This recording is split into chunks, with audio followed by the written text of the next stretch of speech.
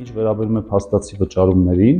ապա առաջին եռամսյակում մենք փոխհատուցել ենք 40 միլիարդ դրամ շուրջ, որը մեր կանխատեսումների մեջ է լրիվ ակտուարական գնահատումները, որ արվել են նախորոք, լիովին համընկնում են կանխատեսումների հետ։ Կանխատեսումները, որ արվել են նախորոք, ներառել են իրենց մեջ եւ բնակչության դիմելիությունը, եւ տարբեր խմբերի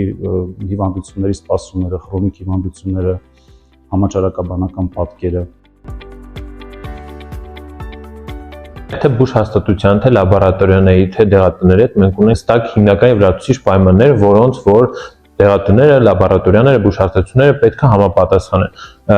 Մեր հիմնադրամին միանալու կարգը հրապարակային օֆերտա է, այն բուժ հաստատությունները, ովքեր ուզում եւ ցանկանում են համագործակցել մեզ հետ, ներկայացնում են դիմում ակցեպտ, լրացնում են ձևաչափերը, ձևաչափերում հստակ նշված են այն պարտադիր պայմանները, որոնք իրենք պետք է համապատասխանեն։